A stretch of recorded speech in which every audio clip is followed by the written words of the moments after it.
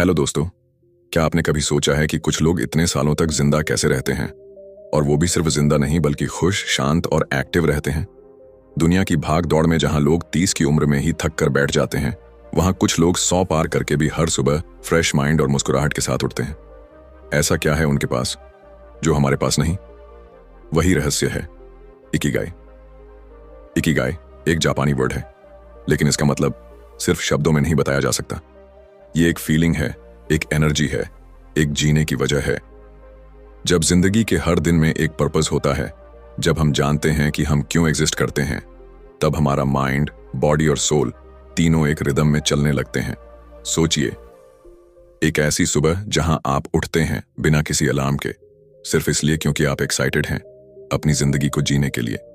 आपको पता है कि आज का दिन सिर्फ औरों के लिए नहीं, आपकी अपनी ग्रोथ के लिए भी है। कोई स्ट्रेस नहीं, कोई डर नहीं, बस एक इंटरनल पीस और पैशन। यही है वो जादू जिसे कहते हैं इकिगाई। जापान के एक छोटे से आइलैंड ओकिनावा में दुनिया के सबसे ज्यादा 100 साल के बुजुर्ग रहते हैं। ये लोग ना जिम जाते हैं, ना डाइट प्लान्स फॉलो करते हैं, लेकिन फिर भी वो इतनी लंबी और खुशहाल जिंदगी जीते हैं क्योंकि उन्होंने अपना इकिगाई ढूंढ लिया है। वो छोटा सा रीजन जो हर सुबह उन्हें उठने की मोटिवेशन देता है।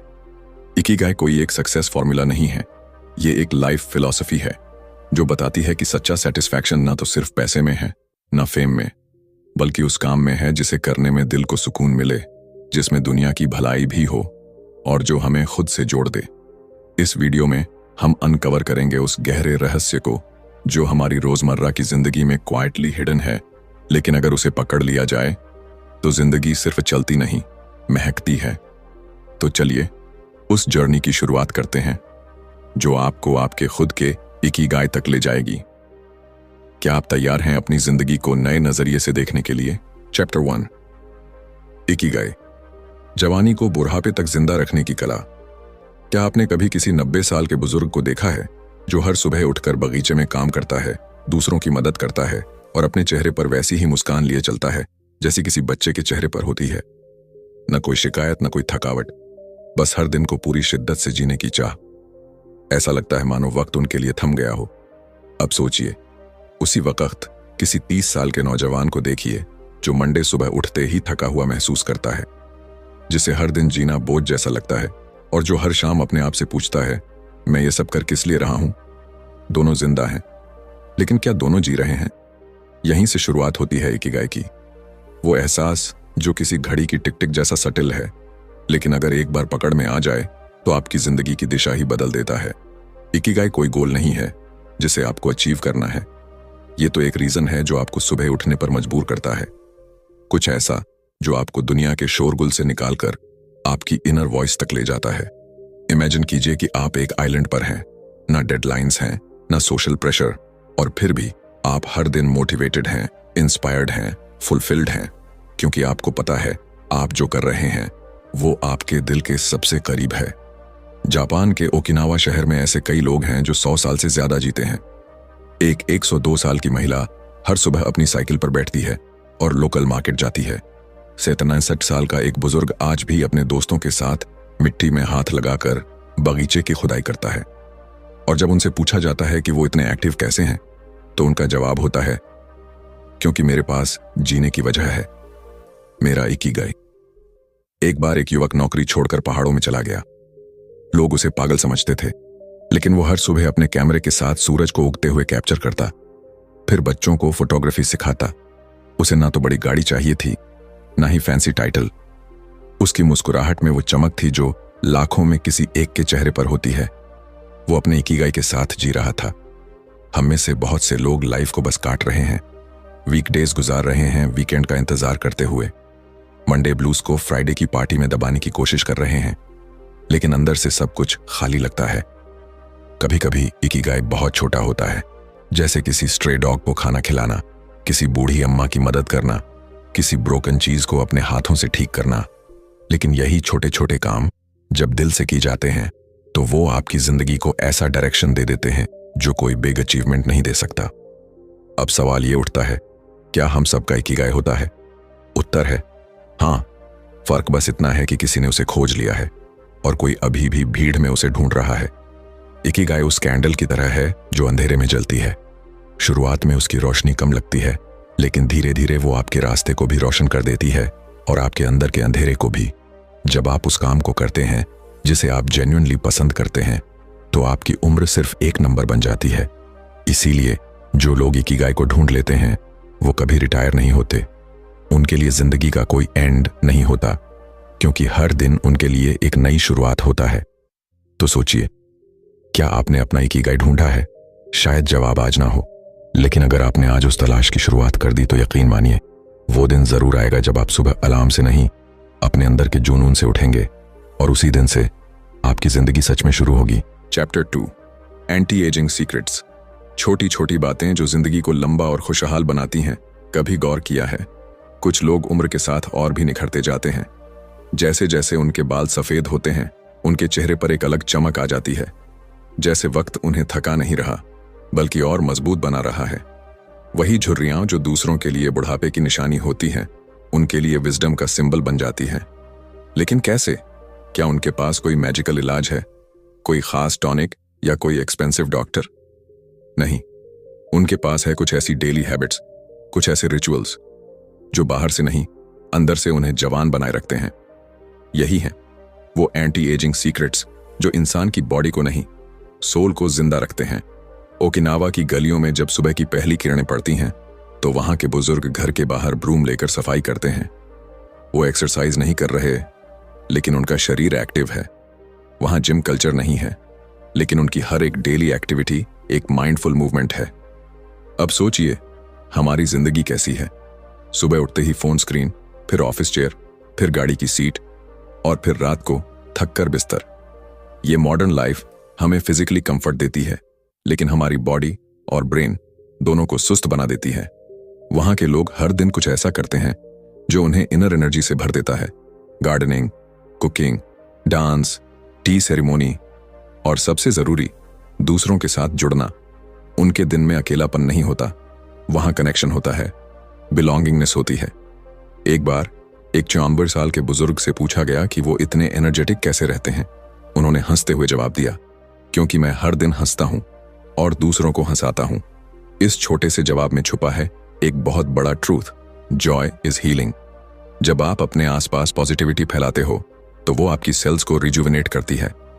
हंसी, दोस्ती, ग्रेटिट्यूड और छोटी छोटी फिजिकल एक्टिविटीज, ये सब आपके इम्यून सिस्टम को सुपरचार्ज कर देती हैं। फिर आती है बात खाने की।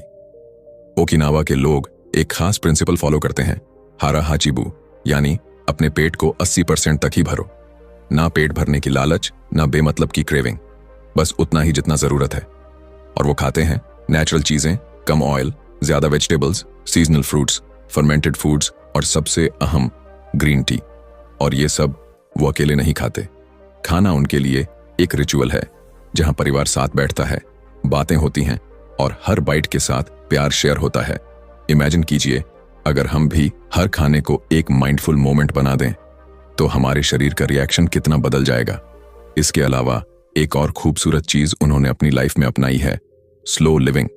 मतलब कम भागदौड़, ज्यादा अवेयरनेस, ना हर वक्त घड़ी की सुई के पीछे भागना, ना हर नोटिफिकेशन पर अटेंशन देना। वो हर चीज को, चाहे वो कपड़े धोना हो या सब्जी काटना, एक आर्ट की तरह ट्रीट करते हैं। और यही अप्रोच उनके दिल की धड़कनों को भी शांत बनाए रखती है। तो अब सवाल ये उठता है, क्या हम भी ऐसा कर सकते हैं? हम मॉडर्न लोग हैं, हमारे पास गैजेट्स हैं, डेडलाइंस हैं, लेकिन क्या हमारे पास वो इनर कामनेस है? अगर जवाब नहीं है, तो इसका मतलब ये नहीं कि देर हो गई है, बल्कि यही वक्त है थोड़ा स्लो होने का, थोड़ा कनेक्ट करने का, अपने बॉडी से, अपनी ब्रेथ से, अपने लव्ड वंस से। एंटी एजिंग कोई एक्सपेंसिव रूटीन नहीं, ये एक माइंडसेट है, एक ऐसी सोच जो कहती है, मैं अपनी बॉडी को पनिशमेंट नहीं दूंगा, मैं उसे नर्चर करूंगा।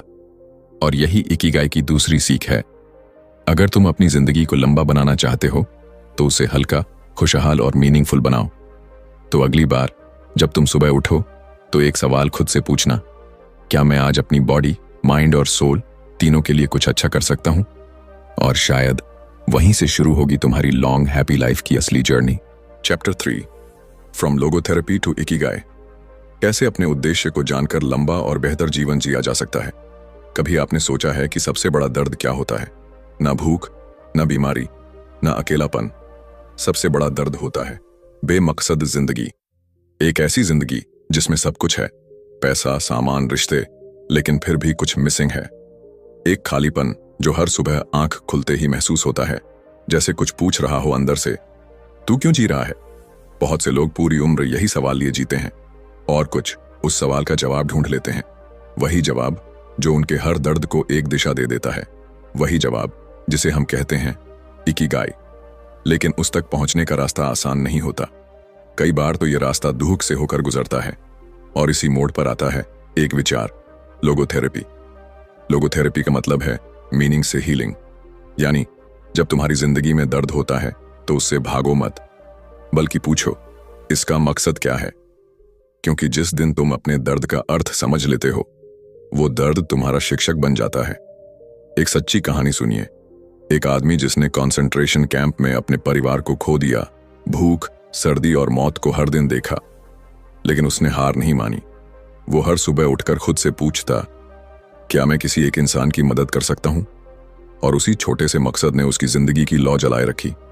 अब सोचिए, अगर इतना बड़ा दुख एक मकसद से झेल लिया गया, तो हम अपनी रोज की भागदौड़, अपने तनाव, अपने संघर्ष को भी तो उसी मकसद से अर्थपूर्ण बना सकते हैं।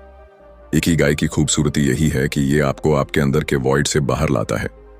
जब आप जानते हैं कि आप क्यों उठ रहे हैं, क्यों काम कर रहे हैं, क्यों मुस्कुरा रहे हैं, तो हर चीज में गहराई आ जाती है। एक छोटा सा बच्चा जब स्कूल से घर लौटते हुए हर दिन एक फूल तोड़ता है और उसे अपनी दादी को देता है, तो वो काम छोटा हो सकता है, लेकिन उस बच्चे का मकसद बहुत बड़ा होता है। Love, Joy, connection, Ikigai. कोई बड़ी थ्योरी नहीं, ये तो वो धागा है जो आपके काम, आपकी खुशी और आपके पर्पस को एक साथ बुनता है। जैसे एक कुम्हार हर दिन मिट्टी को आकार देता है, वही रूटीन, वही घूमती हुई चाक, लेकिन उसके अंदर एक मीनिंग है, कुछ नया बनाना। वो थकता है लेकिन टूटता नहीं, क्योंकि उसे पता है वो सिर्फ बर्तन नहीं बना रहा, वो किसी के घर में जीवन की सुविधा भेज रहा है। आज की दुनिया में बहुत से लोग अपना काम बोझ समझते हैं, लेकिन जिन्होंने अपने काम में मीनिंग खोज लिया, उनके लिए वही काम पूजा बन जाता है। वही नौकरी एक कॉलिंग बन जाती है। इसलिए इकिगाई सिर्फ ये नहीं पूछता कि तुम क्या करते हो, बल्कि पूछता है क्यों करते हो। तो आपसे एक सवाल, अगर आज आप सब कुछ छोड़ दें, तो भी क्या कोई ऐसा काम है जिसे आप पूरे दिल से करते रहेंगे? जो काम आप बिना पैसे के भी करना चाहें, वही है आपका पहला स्टेप अपने इकिगाई की ओर। शायद आपको यह जवाब आज ना मिले, लेकिन यह सवाल आपको रुकने नहीं देगा। यही उसकी ताकत है। जब तक जिंदगी है, तब तक इस सवाल का पीछा करो, क्योंकि जब आपको उसका जवाब मिलेगा, तब जिंदगी सिर्फ गुजरने के लिए नहीं होगी, वो जीने लायक बन जाएगी। इकिगाई का मतलब है हर सुबह आंख खोलते ही महसूस होना कि आज भी कुछ ऐसा है जो मैं दुनिया को दे सकता हूं। और जब यह एहसास हर दिन आपके साथ हो, तो उम्र सिर्फ एक नंबर बन जाती है और जिंदगी एक सुंदर गीत। Chapter 4, find flow in everything you do. कैसे काम और फुर्सत को बना सकते हैं विकास का जरिया। क्या आपने कभी ऐसा पल महसूस किया है जब समय जैसे रुक गया हो? न भूख लगती है, न प्यास, बस आप हैं और आपका काम है। आपको ना किसी डिस्ट्रैक्शन की परवाह होती है, ना ही आसपास क्या हो रहा है उसका अंदाजा। पूरा शरीर, दिमाग और आत्मा, सब कुछ एक साथ उसी एक काम में डूबा हुआ। इसे ही कहते हैं फ्लो। फ्लो वो जादुई स्थिति है जहां इंसान अपनी हाईएस्ट कैपेबिलिटी पर होता है, जहां क्रिएटिविटी, फोकस और पीस एक साथ मिल जाते हैं। और यही वो जगह है जहां इकिगाई खिलता है। लेकिन अफसोस की बात यह है कि आज की जिंदगी में लोग काम को पनिशमेंट समझते हैं। बस किसी तरह खत्म हो जाए, फ्राइडे आ जाए, यही सोच हर सुबह उठते ही दिमाग में आती है। और यही सोच हमें अपने अंदर के आर्टिस्ट, क्रिएटर और डूअर से दूर ले जाती है। फ्लो एक ऐसा दरवाजा है जो हर इंसान के अंदर खुल सकता है। कोई लेखक जब शब्दों में डूब जाता है, कोई चित्रकार जब ब्रश से वक्त को पिघलाता है, कोई शेफ जब स्वाद को सजाता है, और यहां तक कि एक मजदूर जब ईंटों की लाइन सीधी करता है, तब भी वो फ्लो में होता है। मतलब ये नहीं कि फ्लो बस बड़े कामों में होता है। फ्लो वहां होता है जहां मन और हाथ साथ काम करते हैं, बिना डर, बिना कंपैरिजन, बिना डिस्ट्रैक्शन। अब सवाल आता है, फ्लो में कैसे जाया जाए? सबसे पहले आपको वो काम चुनना होता है जिसमें आप खो सकते हैं। वो नहीं जो दूसरों को दिखाने के लिए करते हैं, बल्कि वो जो आपकी रूह को शांत कर दे। फिर आपको अपने कंफर्ट जोन से थोड़ा ऊपर जाना होता है, ताकि टास्क ना ज्यादा आसान हो ना बहुत मुश्किल, बस इतना कि आपका पूरा ध्यान उसमें डूब जाए। एक बार एक लड़का था जो हर दिन गिटार प्रैक्टिस करता था। घंटों तक वो एक ही ट्यून पर अटका रहता, लेकिन हार नहीं मानता। जब उससे पूछा गया कि उसे बोरियत नहीं होती, तो वो बोला, जब मैं प्ले करता हूं तो मैं होता ही नहीं, बस म्यूजिक होता है। यही है फ्लो, जहां आप खुद को भूल जाते हैं और सिर्फ वो रह जाता है जो आप बना रहे हैं, जो आप जी रहे हैं। फ्लो की सबसे खूबसूरत बात यह है कि जब आप इसमें होते हैं तो टाइम आपकी गुलामी करता है। घंटों कैसे बीत जाते हैं पता ही नहीं चलता, और जब आप बाहर निकलते हैं तो आपको थकान नहीं, सेटिस्फैक्शन मिलती है। आज की दुनिया आपको सिखाती है कि मल्टीटास्क करो, फास्ट चलो, जल्दी रिजल्ट लाओ, लेकिन फ्लो आपको सिखाता है धीरे चलो, गहराई में जाओ, हर पल को जियो। ओकिनावा के बुजुर्गों को देखिए, जब वो बगीचे में फूल लगाते हैं तो वो सिर्फ गार्डनिंग नहीं कर रहे होते, वो फ्लो में होते हैं। जब वो हाथ से चाय बनाते हैं, हर हलचल, हर अरोमा को महसूस करते हैं, तो वो मेडिटेशन से कम नहीं होता। फ्लो आपके दिमाग को रिसेट करता है, आपकी बॉडी में डोपामीन और एंडोर्फिन्स की बारिश कर देता है, और सबसे बड़ी बात, ये आपको जीवित महसूस कराता है। इसलिए चाहे आप कुछ भी करते हो, पढ़ना, लिखना, खाना बनाना, चलना, गाना, मिट्टी में खेलना, उस काम में ऐसा डूबो कि आप और वो काम एक हो जाएं।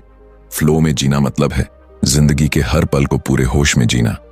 तो अगली बार जब आप कोई भी काम करें, छोटे से छोटा भी, तो मोबाइल साइड में रखिए, ध्यान को कैद करिए और खुद को उस पल में खोने दीजिए, क्योंकि फ्लो वही जगह है जहां इकिगाई सांस लेता है, और जब आप उस जगह पर होते हैं तो दुनिया की सबसे सच्ची खुशी आपके पास होती है। Chapter 5, masters of longevity.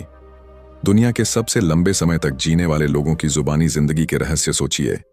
एक ऐसी जगह जहां लोग 90 या 100 की उम्र में भी बिना छड़ी के चलते हैं, खुद खाना बनाते हैं और हर सुबह किसी छोटे बच्चे जैसी मुस्कान के साथ उठते हैं। जहां उम्र सिर्फ एक नंबर है और जिंदगी हर दिन एक ताजा शुरुआत। ऐसी ही एक जगह है जापान का ओकिनावा आइलैंड। ये जगह सिर्फ सुंदरता या समंदर के लिए नहीं जानी जाती, बल्कि यहाँ के लोग दुनिया के सबसे ज्यादा सेंटिनेरियंस यानी 100 साल से ज्यादा जीने वाले लोगों में गिने जाते हैं। और हैरानी की बात यह है कि इनमें से ज्यादातर लोग न डॉक्टर के पास जाते हैं, न महंगे इलाज लेते हैं, फिर भी वो स्वस्थ रहते हैं, खुश रहते हैं और हर दिन पर्पसफुल जीते हैं। क्यों? क्योंकि उन्होंने इकिगाई को सिर्फ समझा नहीं, उसे जिया है। जब वहां के एक 102 साल के किसान से पूछा गया कि वो अब भी खेत में क्यों काम करता है, तो उसका जवाब था, क्योंकि मेरी सब्जियों को अभी भी मेरी जरूरत है। ये शब्द सुनकर रूह कांप जाती है। एक ऐसा इंसान जो खुद को किसी काम का समझता है, चाहे दुनिया कुछ भी कहे। इकिगाई सिर्फ करियर नहीं होता। वहां के लोग टीचर, म्यूजिशियन या बिजनेसमैन नहीं हैं। वो कारपेंटर, फिशरमैन, गार्डनर जैसे काम करते हैं, लेकिन हर इंसान अपने काम में इतना डूबा होता है कि वही उसका जीवन बन जाता है। उनका रहन सहन सादा है, उनके घर छोटे हैं लेकिन दिल बहुत बड़े। वो ज्यादा नहीं खाते, बस हारा चीबू का पालन करते हैं, यानी पेट 80% तक भरना है, पूरा नहीं। वो फास्ट फूड नहीं खाते, पैकेज्ड स्नैक्स नहीं खाते। वो खाते हैं ताजा, हल्का और नेचर से जुड़ा हुआ खाना। उनके दिन की शुरुआत सूरज के साथ होती है और शाम ढलने से पहले ही आराम से सो जाते हैं। दिन भर में कोई भाग दौड़ नहीं, कोई कंपटीशन नहीं, फिर भी हर इंसान एक्टिव है, अलर्ट है और फुलफिल्ड है। लेकिन सबसे बड़ा रहस्य है कम्युनिटी। ओकिनावा के बुजुर्ग अकेले नहीं जीते, वो मोआई नाम की ग्रुप्स में रहते हैं। मतलब दोस्ती की वो परंपरा जिसमें लोग जीवन भर एक दूसरे का साथ निभाते हैं, चाहे दुख हो या खुशी, बीमारी हो या त्योहार, वो अकेले नहीं होते। अब सोचिए, जब किसी बुजुर्ग को अपने पुराने दोस्तों के साथ बैठकर हंसी बांटने का मौका मिलता है, जब हर दिन किसी मीनिंगफुल काम के लिए उठने की वजह होती है, जब शरीर को तनाव से नहीं प्रेम और पर्पस से भरा जाता है, तो वो इंसान बीमार कैसे होगा। एक और चीज जो हर सेंटिनरियन में कॉमन मिलती है, ग्रैटिट्यूड। वो हर दिन भगवान का धन्यवाद करते हैं। उनके लिए हर सनराइज एक उत्सव है, हर चाय की प्याली एक ब्लेसिंग है। और यही एटीट्यूड उन्हें उस मुकाम तक ले गया है जहां वो सिर्फ सर्वाइवल नहीं बल्कि सेलिब्रेशन के साथ जी रहे हैं। ओकिनावा के ये मास्टर्स ऑफ लॉन्जेविटी हमें सिखाते हैं कि लंबी उम्र जेनेटिक्स से नहीं लाइफस्टाइल से बनती है। वो लाइफस्टाइल जिसमें सिंप्लिसिटी हो, सेंसिबिलिटी हो और सबसे ऊपर इकिगाई हो। तो अगर आप भी लंबी, शांत और पर्पसफुल जिंदगी जीना चाहते हैं तो उनकी तरह सोचिए। अपनी दिनचर्या को एक ध्यान बना दीजिए, अपने रिश्तों को प्रायोरिटी दीजिए और हर सुबह खुद से पूछिए, आज मैं किस वजह से जिंदा हूं? क्योंकि जब आपके पास जीने की वजह होती है तब उम्र आपको थका नहीं सकती, तब शरीर कभी बूढ़ा नहीं लगता और तब हर दिन एक उपहार बन जाता है। Chapter 6 lessons from Japan centenarians. Japan के 100 साल से ज्यादा जीने वालों से सीखी गई जिंदगी की अनमोल सीखें। कभी किसी बुजुर्ग की आंखों में झांक कर देखा है? वहां एक अलग ही चमक होती है, जैसे हर झुर्री के पीछे कोई कहानी छुपी हो और हर चुप्पी के पीछे कोई गहरी सीख। अब सोचिए उन लोगों के बारे में जो 100 साल से ज्यादा जी चुके हैं, लेकिन उनकी आंखों में अभी भी उम्मीद बाकी है, उनकी चाल में अभी भी आत्मविश्वास जिंदा है। जापान के ओकिनावा और अन्य ब्लू जोन्स में जब इन सेंटेनेरियन से पूछा गया कि उन्होंने इतना लंबा और सुखद जीवन कैसे जिया, तो उनके जवाब किताबों की तरह नहीं थे। वो जवाब थे जीवन की सादगी से भरे हुए। एक 104 साल की अम्मा बोली, हर सुबह मैं सबसे पहले सूरज को नमस्ते कहती हूँ और खुद से कहती हूँ आज कुछ अच्छा करना है। सुनने में ये बात छोटी लग सकती है, लेकिन यहीं से शुरू होती है एक दिन की सकारात्मकता। जब इंसान ग्रेटिट्यूड के साथ उठता है तो जिंदगी भी उसे वैसा ही जवाब देती है। वहीं एक 101 साल के बुजुर्ग से पूछा गया, क्या आप कभी परेशान होते हैं? वो हंसे और बोले, परेशानी आती है तो मैं उसे चाय पिलाकर बिठा लेता हूं, फिर वो खुद ही चली जाती है। कितना गहरा जवाब है ये। आज के समय में हम छोटी सी परेशानी से बिखर जाते हैं, लेकिन वो लोग उसे दोस्त बना लेते हैं। उनकी जिंदगी हमें सिखाती है कि खुश रहने के लिए बड़े मकान, बड़ी गाड़ियां या बड़ी सैलरीज की जरूरत नहीं होती। जरूरत होती है मीनिंग की, बिलोंगिंग की और एक ऐसे इनर काल्म की जो किसी बाजार में नहीं बिकता। सेंटेनेरियंस की सबसे बड़ी सीख ये है कि जिंदगी को हल्केपन के साथ जियो, छोटी छोटी बातों पर हंसना सीखो। जब कुछ खो जाए तो अफसोस नहीं और जब कुछ मिले तो अहंकार नहीं। उनके लिए हर दिन एक तोहफा है, हर काम एक पूजा है। एक महिला जो 102 साल की है हर दिन खड़ाई करती है। उनकी उंगलियां कांपती हैं, लेकिन दिल स्टेडी रहता है, क्योंकि उन्हें पता है वो जो बना रही हैं उसमें प्यार है, और जब काम में प्यार होता है तो उम्र की कोई सीमा नहीं रहती। इन बुजुर्गों की एक और खास बात है कनेक्शन। वो अकेले नहीं रहते, उनका हर दिन किसी न किसी के साथ जुड़ा होता है, चाहे वो पड़ोसी हो, दोस्त हो, पोते पोतियों की चिट्ठियां हो या बस शाम की गपशप। आज के डिजिटल युग में जहां हम स्क्रीन फ्रेंड्स में उलझे रहते हैं, वहां वो लोग फिजिकल टच, आंखों में आंखें डालकर बातें करने और असली रिश्तों को अहमियत देते हैं। ओकिनावा के कई सेंटेनेरियंस हर दिन कुछ नया सीखते हैं। उम्र को कभी उन्होंने ज्ञान का अंत नहीं माना। वो कहते हैं, जब तक आप कुछ नया सीख रहे हैं तब तक आप जिंदा हैं। और सबसे खूबसूरत सीख, जल्दी मत करो लेकिन रुको भी मत। मतलब जिंदगी को अपनी रफ्तार से चलने दो, ना किसी से दौड़ो, ना किसी से पीछे हटो। अपना सफर खुद तय करो, अपने पेस पर, अपने पैशन के साथ।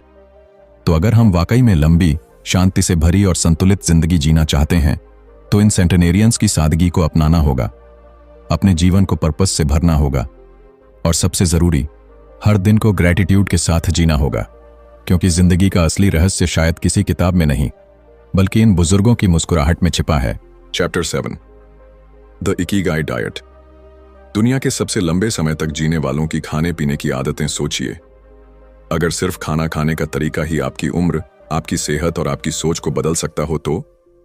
जी हां, ओकिनावा और जापान के ब्लू जोन में रहने वाले लोग यही कर रहे हैं। बिना किसी डाइट चार्ट, बिना किसी जिम मेंबरशिप, बिना कैलोरी काउंट किए वो सिर्फ अपने खाने से लंबी, शांत और खुशहाल जिंदगी जी रहे हैं। अब सवाल उठता है, कैसे? क्या वो कोई खास सुपर फूड्स खाते हैं? क्या वो महंगे ऑर्गेनिक सप्लीमेंट्स लेते हैं? या फिर उनके पास कोई एंशिएंट सीक्रेट है? सच कहें तो हाँ, उनके पास एक सीक्रेट जरूर है, लेकिन वो बाजार से नहीं आता। वो उनकी सोच, उनके रिचुअल्स और उनकी संस्कृति से आता है, और उस रहस्य का नाम है इकिगाई डाइट। ओकिनावा के लोगों के खाने में सबसे पहली चीज होती है सादगी। उनका खाना रंग बिरंगा तो होता है, लेकिन साधारण, बिना ज्यादा तामझाम के, बिना भारी मसालों के, बस नेचर से जो मिला वही प्लेट में। वो राइस खाते हैं लेकिन कम। वो सब्जियां खाते हैं, सीजनल, लोकल, ताजा। वो सोय प्रोडक्ट्स जैसे टोफू और मीसो सूप खाते हैं, जो न सिर्फ स्वादिष्ट हैं बल्कि डाइजेशन के लिए भी लाइट होते हैं। लेकिन सबसे पावरफुल बात, वो प्रिंसिपल जिसे कहते हैं हारा हाचीबू, यानी 80% पेट भरने के बाद रुक जाओ। सोचिए, जब पूरी दुनिया पेट भर खाने के पीछे भाग रही है, ये लोग थोड़ा भूखा रहना एक कला मानते हैं। उनके लिए भूख को शांत करना कोई युद्ध नहीं, एक अवेयरनेस है। जब पेट बस 80% भरता है तो बॉडी पर जोर नहीं पड़ता, डाइजेशन आराम से होता है और इंसान हल्का महसूस करता है, फिजिकली और मेंटली दोनों। अब हम जब खाना खाते हैं तो टीवी चल रहा होता है, मोबाइल हाथ में होता है और ध्यान कहीं और होता है। लेकिन वो लोग हर निवाले के साथ ग्रेटफुल होते हैं। इसे उगाने वाले किसान का शुक्रिया, इसे पकाने वाले हाथों का धन्यवाद और इसे खाने के लिए मिली जिंदगी का एहसास। और जब खाना पूजा बन जाए तब हर बाइट हीलिंग बन जाती है। ओकिनावा के डाइट में सबसे ज्यादा चीजें एंटी इन्फ्लामेटरी होती हैं। उनके खाने में leafy greens, seaweeds, sweet potatoes और फर्मेंटेड वेजिटेबल्स शामिल होती हैं, जो गट हेल्थ के लिए गोल्ड की तरह हैं। और ये सब वो खुशी से, मजे से खाते हैं, ना किसी ट्रेंड के पीछे, ना किसी फोर्स्ड डाइट के तहत। उनकी प्लेट में वैरायटी होती है, लेकिन मॉडरेशन के साथ।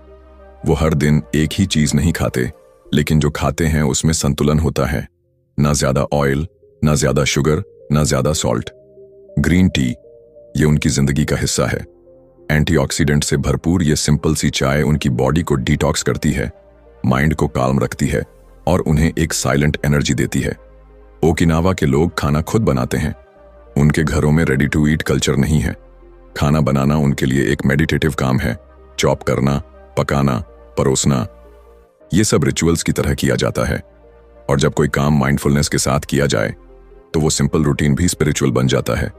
तो सोचिए, हम क्या खा रहे हैं, कैसे खा रहे हैं और क्यों खा रहे हैं। इकिगाई डाइट हमें सिखाता है कि खाना सिर्फ भूख मिटाने का जरिया नहीं है, ये बॉडी, माइंड और सोल तीनों के लिए फ्यूल है। और जिस दिन हम खाने के साथ कनेक्शन बना लेंगे, उस दिन हमारी जिंदगी में एक नया फ्लो आ जाएगा। तो अगली बार जब आप खाना खाएं, थाली को सिर्फ भरिए मत, दिल भी भरिए। स्वाद को महसूस कीजिए, थैंकफुल बनिए और अपनी बॉडी को वो दीजिए जो वो डिजर्व करती है। क्योंकि जब आप अपने खाने से प्यार करते हैं तो आपकी जिंदगी भी आपसे प्यार करना शुरू कर देती है। Chapter 8, gentle movements, longer life. हल्के फुल्के हाव भाव से कैसे जी सकते हैं लंबी और सक्रिय जिंदगी। क्या आपने कभी किसी बुजुर्ग को देखा है जो 100 साल की उम्र में भी बगीचे में पौधों को पानी दे रहा होता है? या फिर किसी बूढ़ी अम्मा को देखा है जो रोज अपने हाथों से खाना बना रही होती है, बिना थके, बिना शिकायत के? शरीर बूढ़ा हो सकता है, लेकिन अगर उस शरीर में हरकत बची हो तो वो जिंदगी की सबसे खूबसूरत तस्वीर बन जाती है। जापान के ओकिनावा में रहने वाले बुजुर्गों ने हमें एक अनमोल बात सिखाई है। लंबी उम्र के लिए जरूरी नहीं कि आप जिम जाएं, वेट उठाएं या दौड़ लगाएं। जरूरी है जेंटल मूवमेंट, यानी छोटे छोटे, धीमे लेकिन लगातार हिलते हुए शरीर को एक्टिव बनाए रखना। वहां के लोग कोई बड़ी एक्सरसाइज रूटीन फॉलो नहीं करते, वो योग नहीं करते, ना पुशअप्स, लेकिन वो चलते हैं, बगीचा खुद से संवारते हैं, फर्श पर बैठते हैं और बिना सहारे उठते हैं। वो दिन भर में ऐसे कई छोटे छोटे टास्क्स करते हैं जो उनके जॉइंट्स को जाम नहीं होने देते, उनके मसल्स को स्टिफ नहीं होने देते। एक 96 साल की महिला हर दिन अपनी पोती के लिए टोपी बुनती है। उसके हाथ धीरे धीरे चलते हैं, लेकिन उसी मूवमेंट में उसका इकिगाई छुपा है। उसका शरीर काम कर रहा है और मन भी शांति में है। ओकिनावा के बुजुर्ग अपनी रीढ़ को सीधा रखते हैं। वो कहते हैं, सीधी पीठ हम साफ दिमाग। उनकी हर हरकत में अवेयरनेस होती है। वो बैठते हैं ध्यान से, चलते हैं ध्यान से, क्योंकि उन्हें पता है जिंदगी डिटेल में होती है, न कि जल्दबाजी में। आज की मॉडर्न दुनिया हमें सिखाती है कि फास्ट इज पावरफुल, लेकिन उनकी जिंदगी कहती है स्लो इज सस्टेनेबल। वो लोग फ्लोर सिटिंग करते हैं, यानी जमीन पर बैठते हैं, वहीं खाते हैं, वहीं चाय पीते हैं और हर बार खड़े होते समय वो अपनी बॉडी को जेंटल चैलेंज देते हैं। और यही मूवमेंट उन्हें एक्टिव बनाए रखती है। हम हर चीज में शॉर्टकट चाहते हैं, एलिवेटर, रिमोट, रेडी फूड, लेकिन वो हर काम को खुद करने की कोशिश करते हैं। वो अपने कपड़े खुद धोते हैं, सब्जियां खुद काटते हैं, घर खुद साफ करते हैं। और ये सब वो एक्सरसाइज के नाम पर नहीं, बल्कि आदत के तौर पर करते हैं। उनका मानना है कि जो शरीर नहीं हिलता वो जल्दी टूटता है, वो रोज चलने निकलते हैं, तेज नहीं, धीरे, लेकिन हर दिन। कोई डेडलाइन नहीं, कोई टारगेट नहीं, बस हर कदम में एक शांत ऊर्जा। और इस वॉकिंग को वो अकेले नहीं, अपने मोआई यानी दोस्तों के साथ करते हैं, बातचीत करते हुए, हंसते हुए, और बिना जाने वो शरीर और दिल दोनों को हील करते जाते हैं। अब सोचिए, हम क्या कर रहे हैं? हम सुबह उठते ही कुर्सी पर, फिर गाड़ी में, फिर ऑफिस में, फिर रात को बिस्तर पर, बीच में मूवमेंट है ही नहीं। और फिर हम कहते हैं कमर में दर्द है, शरीर थक गया है, माइंड हैवी लग रहा है। शायद जवाब सीधा है, हमारा शरीर बना है चलने के लिए, काम करने के लिए, बहने के लिए, न कि फ्रीज हो जाने के लिए। इकिगाई मूवमेंट हमें याद दिलाता है कि फिटनेस कोई सिक्स पैक का खेल नहीं है।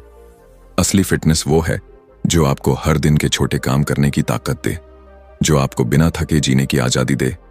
तो अगली बार एलिवेटर के बटन तक हाथ बढ़ाने से पहले एक बार सीढ़ियों को देखिए। किसी काम को बाद में टालने से पहले उसे अपने हाथों से करने की कोशिश कीजिए, क्योंकि छोटे छोटे मूवमेंट्स ही मिलकर एक बड़ी और लंबी जिंदगी की नींव बनाते हैं। तो दोस्तों, अब तक की इस खूबसूरत यात्रा में हमने जाना कि जिंदगी को सिर्फ जीना ही काफी नहीं, उसे पर्पसफुली जीना जरूरी है। हमने जाना कि इकिगाई कोई लग्जरी नहीं, ये एक जरूरत है, वो वजह जो हमें हर सुबह बेड से बाहर खींचती है। वो काम जो पैसे के लिए नहीं, दिल के सुकून के लिए किया जाता है। वो रिश्ता, वो आदत, वो सोच जो हमें इस भीड़ भरी दुनिया में भी अपनी एक अलग पहचान देती है। इकिगाई हमें सिखाता है कि खुशी बड़ी चीजों में नहीं छुपी होती, बल्कि रोजमर्रा की उन छोटी बातों में होती है जिन पर हम ध्यान ही नहीं देते। एक कप गरम चाय, एक पुराना दोस्त, सुबह की धूप, या बगीचे में उगती नई कली, यही है सच्ची जिंदगी। और जब हम अपने काम में फ्लो ढूंढ लेते हैं, अपने रिश्तों में मीनिंग ढूंढ लेते हैं, अपने खाने में रिस्पेक्ट ढूंढ लेते हैं, और अपने हर दिन में थैंकफुलनेस, तब इकिगाई सिर्फ एक कॉन्सेप्ट नहीं रह जाता, वो बन जाता है जीवन का तरीका। तो आज आपसे एक सवाल पूछना चाहता हूं, क्या आप अपनी जिंदगी को यूं ही चलने देंगे, या अब वक्त आ गया है रुककर सोचने का, खुद से ये पूछने का, मेरा इकिगाई क्या है? क्योंकि जिस दिन आपने उसका जवाब ढूंढ लिया, उस दिन से आप सिर्फ जिंदा नहीं रहेंगे, बल्कि वास्तव में जीना शुरू करेंगे। अगर आपको ये वीडियो पसंद आया हो तो दिल से लाइक करें, और अगर आपने अब तक सब्सक्राइब नहीं किया है तो अभी कर लीजिए, क्योंकि ऐसी ही जिंदगी बदल देने वाली समरीज हम आपके लिए हर हफ्ते लाते रहते हैं। कमेंट्स में हमें जरूर बताइए, क्या आपने कभी अपना इकिगाई महसूस किया है? और अगर नहीं, तो अब क्या आप उसे खोजने की शुरुआत करेंगे? मिलते हैं अगले वीडियो में, एक नई किताब के साथ, एक नई सोच के साथ।